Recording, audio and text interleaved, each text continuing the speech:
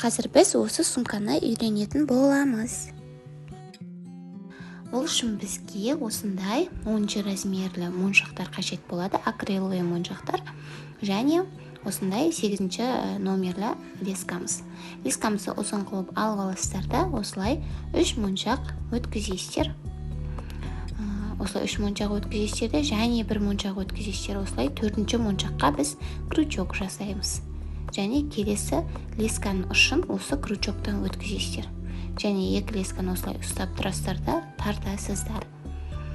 Соңына жеткізіп, осылай тартып аламыз. Міне, көріп тұрғандарыңыздай, осылай жақсылап тартасыздар. Және лесканың ұзындығы бірдей болу қажет. Если 2 түрлі болса, соны осы бастан туырлап алыңыздар. Міне, осылай теңестіріп аласыздар. Ешқандай қиындығы жоқ. Және крючокты моншақтың ішіне кіргізіп жіберулеріңіз шарт. Сол кезде формасын жақсы ұстайды, жақсылап тартыңыздар. Енді лесканың 2 ұшына бір моншақтан өткізесіздер. Міне, 1 моншақ, келесі бетіне 1 моншақ. Осылай 2 моншақ өткізесіздер де, және 1 моншақ өткізесіздер лесканың бір ұшына, и осылай крючок жасап, келесі лесканың ұшын өткізіп алып тартасыздар. И бізде осындай пайда болады. Міне, жақсылап тартасыздар. Міне, осылай бізде бірінші қатарымыз басталып жатыр. Дәл осы схема бойынша жүресіздер. Лесканың 2 ұшына бір моншақтан өткізесіздер.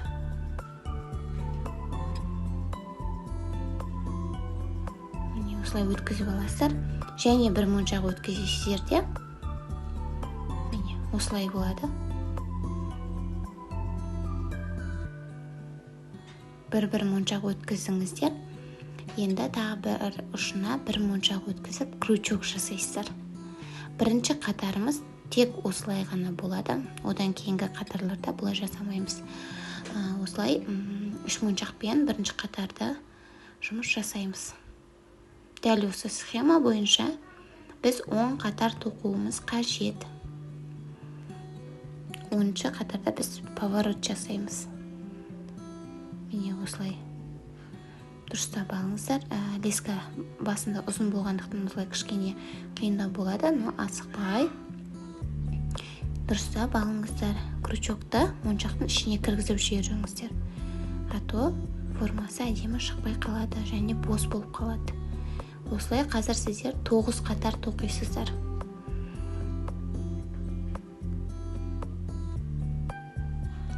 Міне, біз қазір 9 қатар тоқыдық. Санап алыңыздар, 9. Енді лесканың бір ұшына 3 моншақ өткізесіздер. Қалаған бір ұшына 3 моншақ өткізесіздер. Тек осы жерде ғана. Міне, осылай 2, 3. Үшіншіге крючок жасайсыздар да, келесі лесканың ұшын осылай өткізіп аласыздар. Және тартамыз. Міне, тартқан кезде байқасаңыздар, бізде бұрылыс болды. Осылай бұрыламыз. Енді сырт жақта тұрған лескамызға, міне осы лескаға біз 3 моншақ өткіземіз.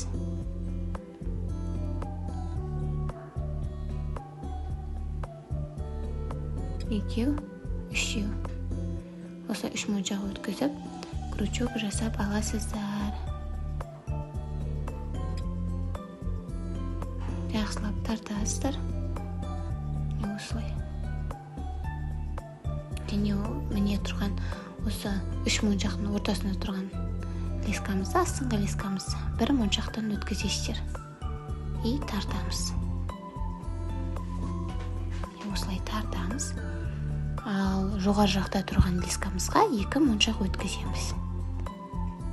Міне, осы лескаға осылай 2 моншақ өткізесіздер де, екінші моншаққа, соңғы моншаққа осылай крючок жасап тартасыздар. Дәл осы схема бойынша соңына дейін тоқимыз. Және бір рет көрсетейін сіздерге. Астыңғы тұрған лескамызды 1 моншақтан өткізесіздер. Және жоғарыдағы лескамызға 2 моншақ өткізесіздер де. Міне, осылай 2 моншақ өткізесіздер. Крючок жасап, келесі лесканың ұшын өткізіп аласыздар. дәл осы схема бойынша соңына дейін тоқимыз.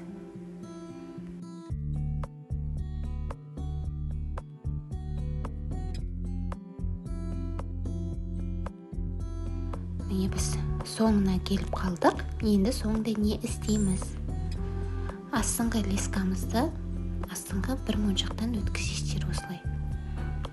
Және осы өткізген лескаңызға 2 моншақ өткізесіздер.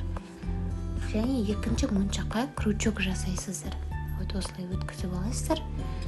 Соңғы моншаққа крючок жасап, келесі лесканың ұшын өткіземіз. Жақсылап тартасыздар.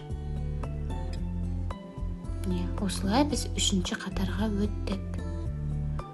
Енді не істейміз? Енді осы сырт жақта тұрған лескамызға 3 моншақ өткізесіздер.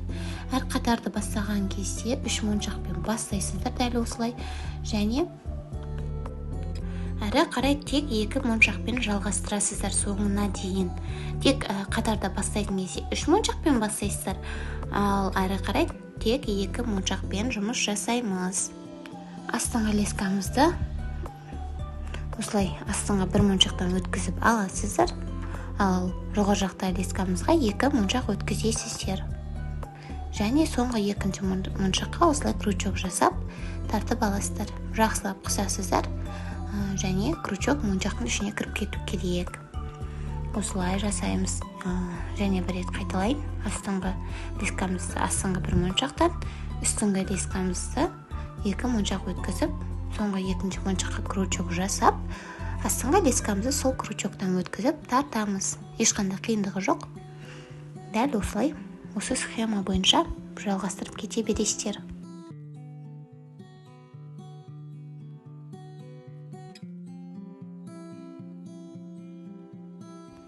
Міне біз соңына келдік.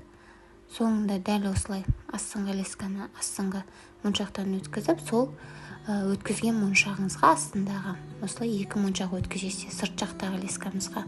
Және осылай сол соңғы 2-ші моншаққа крючок жасап, үстіндегі лескамызды өткізіп тартасыздар. Сол кезде осындай бізде поворот пайда болады.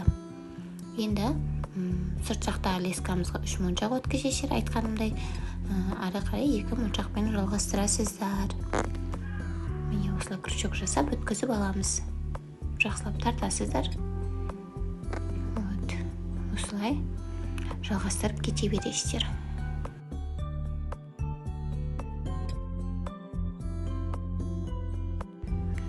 Көріп тұрғандарыңызда бізде лескамыз таусылды. Енді не істейміз?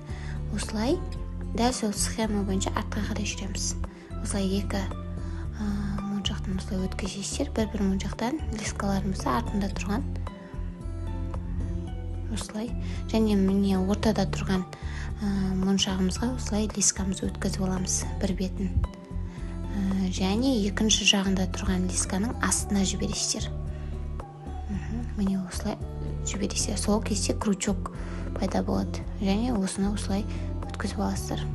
Симай жатқан жағдайда, жаңа кірмей жатқан жағдайда осылай иненің көмегімен кішкене жол ашып көмектесе аласыздар. Және осылай тартасыздар да крючокты моншақтың ішіне кіргізіп жібересіздер. Енді дәл осы схема бойынша және осылай артқа қарай жүреміз. Бір моншақтан осылай лескамызды өткізіп аламыз. Және ортадағы моншаққа осылай бір лескамызды өткіземіз.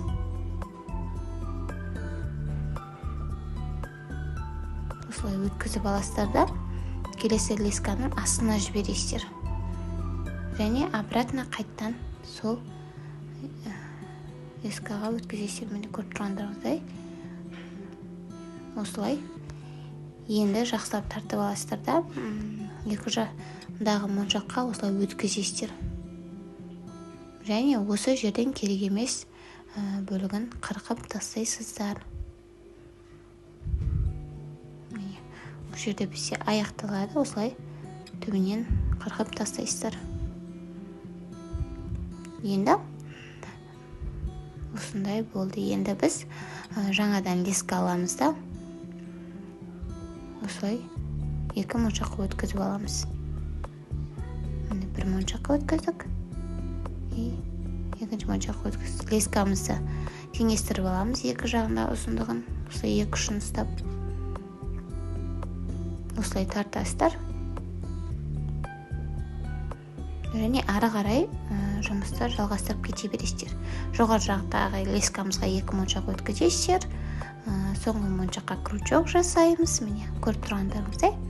Осы крючок жасаласыздар да, келесі астыңғы лескамызды осы крючоктың ортасына өткізіп, осылай тартасыздар.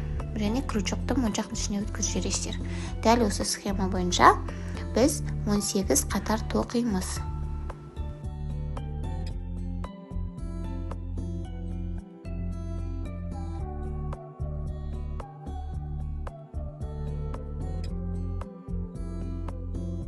Міне осылай 18 қатар тоқып аласыздар. 1, 2, 3, 4, 5, 6, 7, 8, 9, 10, 11, 12, 13, 14, 15, 16, 17, 18. Бізде 18 қатар тоқылды. Енді біз не істейміз? Осылай лескамызды аламыз. Екі ұшын осылай теңестіріп алыңыздар. Міне. Және екі моншақ қалдырып, үшінші моншаққа өткізесіздер. Екі жағынан да осылай екі моншақтан қалдырасыздар. Міне осылай үшінші моншаққа өткізіп аласыздар лескамызды. Лесканың ұшын теңестіріп алыңыздар. Және осы сырт жақта тұрған лескамызға біз 3 моншақ өткізетін боламыз. Міне 1, 2, 3.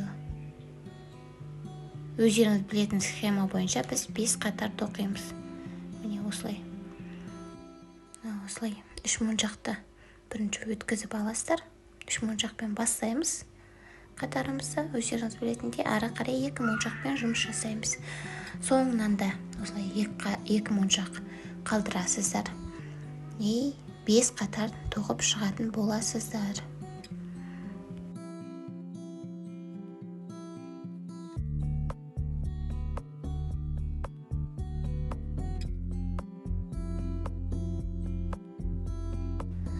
Міне біз аузын 5 қатарға тоқып алдық.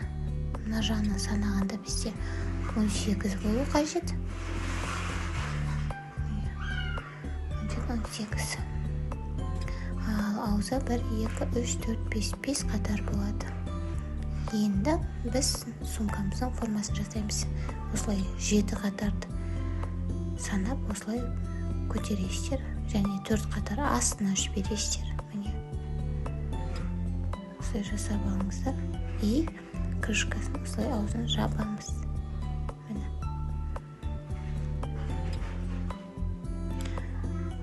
Осылай жасап аласыздар. Енді біз осылай жанын тоқитын боламыз. Лескамызды аламыз. Осылай 2 моншақтан өткізесіздер. Бұрышта тұрған осылай 2 моншақтан өткізіп аласыздар да, лескамызды теңестіреміз. Ұзындығын бірдей қылып. Осылай теңестіріп аласыздар. Және жоғары жақтағы лескамызға 2 моншақ өткіземіз. Және крючок жасап, келесі лесканы осылай өткізіп аласыздар да, тартасыздар жақсылап. Осылай жақсылап тартасыздар. Және астыңғы лескамызды осылай астыңғы 1 моншақтан өткізесіздер. Осылай моншақтан өткізіп тартып аласыздар. Ешқандай қиындығы жоқ. Өздеріңіз білетін схема. Үстіңгі лескамызға 2 моншақ өткізіп, крючок жасайсыздар. Осылай. Крючок жасап аласыздар да, келесі лесканың ұшын өткіземіз. Және тартасыздар.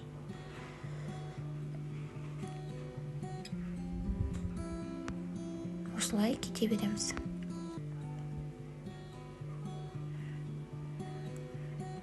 Астыңғы лескамыз, астыңғы 1 моншақтан өткізесіздер. Үстіңгі лескамызға 2 моншақ өткізесіздер.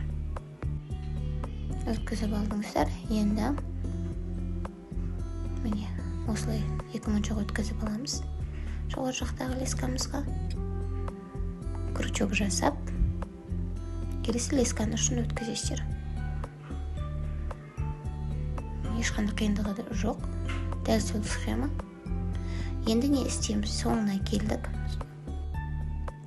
Осылай астыңғы моншақтан астыңғы лескамызды өткізіп аласыздар және жанындағы моншақтан өткізесіздер. Бірден 2 моншақтан өткізесіздер. Осылай. Және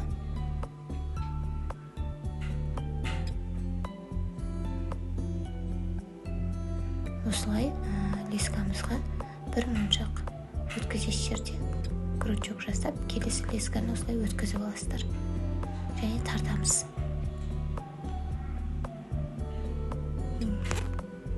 Бізде осылай бірінші қатар аяқталады. Дәл осы схема бұл жерде 2 моншақпен 3 қатар тоқып аласыздар да соңында бір ғана моншақпен аяқтайсыздар. Осылай соңына дейін тоқимыз. Міне, осылай бір моншақтан өткізіп алып, екінші қатарға өтесіздер және 2 моншақтан осылай тоқисыздар. Ең соңғы кезеңінде бір ғана моншақ өткізіп, солай қатарды аяқтап отырасыздар. Ешқандай қиындығы жоқ. Осылай тоқып аласыздар.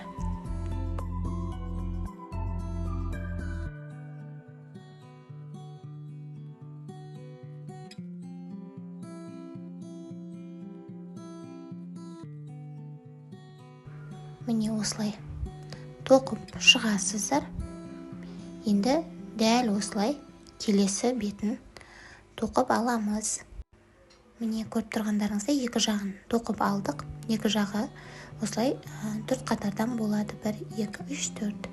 Келесі бетте дәл солай 4 қатардан. Енді біз сумочкамыздың формасын шығаратын боламыз.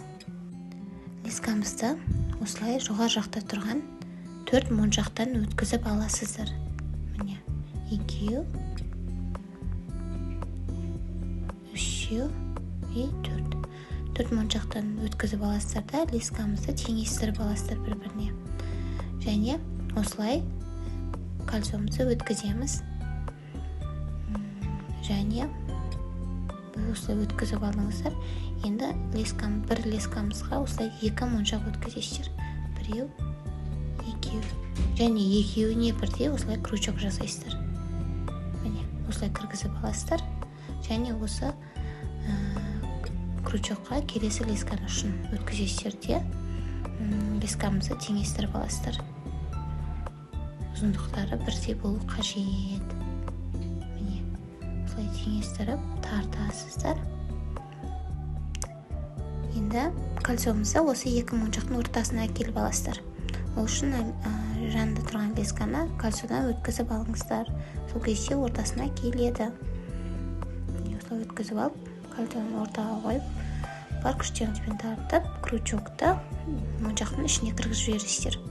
Міне, бізде осындай пайда болады. Енді не істейміз? Енді біз аяқтауымыз қажет болады. Сондықтан да лесканы осылай моншақтардың ішіне кіргізу арқылы аяқтаймыз. Бірнеше моншаққа крючок жасап, осылай кіргізіп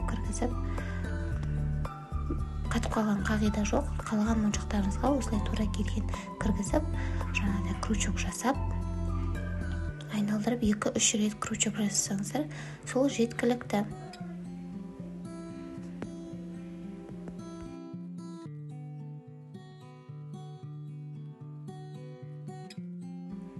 Міне осылай қажет емес лескаларымызды осылай қырқып тастайсыздар.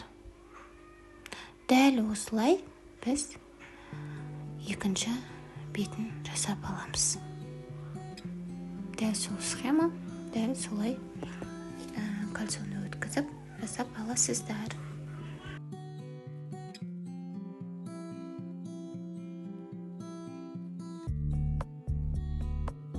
Міне осылай 2 жағына кольцомызды өткізіп формасын шығарып аламыз. Және мен сияқты осындай кнопка магнитіне қойсаңыздар болады. Өзінің дайын тесіктері бар, оның үйретудің қажеті жоқ деп ойлаймын. Өте оңай. Жаңағыдай моншақтарын өткізіп алсаңыз болды. Енді біз сумочкамыздың ручкасын жасаймыз. Осы аузындағы 2-ші қатардан осы 1-ші тұрған моншағынан осылай біз лескамызды өткізіп аламыз. қолыңыз жетпейтін, жаңағыдай ала алмайтын жерлерден осындай қайшы иненің көмегімен жүзіп шығарып алсаңыздар болады лескамызды. Міне осылай лескамызды теңестіріп аламыз бір-бірімен.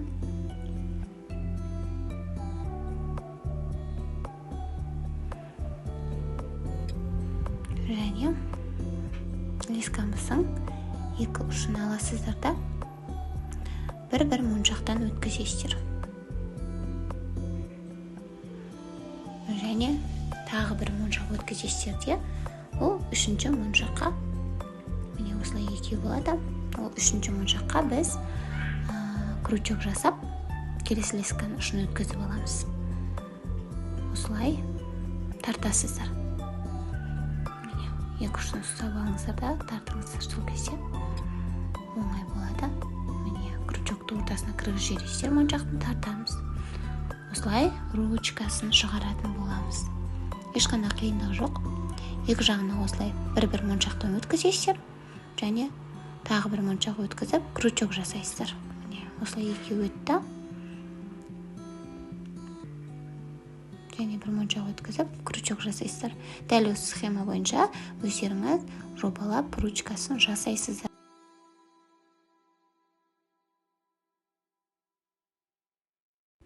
Міне осылай шамалап ручкасын жасап аласыздар. Енді екі лескамызға осылай бір-бір моншақ өткізесіздер де, екінші қатарда тұрған, осы шығып тұрған моншағымызға осылай лескамыздың бір ұшын өткізіп аламыз. Міне осылай өткізіп, обратно осылай крючок жасап аласыздар и обратно өткізесіздер. Обратно өткізген кезде осындай крючок шығу керек. Және ол крючокты моншақтың ішіне осылай кіргізіп жібересіздер. Осылай тартамыз. Енді біз аяқтауымыз қажет. Ол үшін өздеріңіз білетіндей артқа қарай сол схема бойынша тоқып шығамыз. Екі жағындағы екі моншаққа осылай өткізіп аласыздар бір-бір лескамызды. Ортадағы моншаққа өткізіп крючок жасап тартасыздар.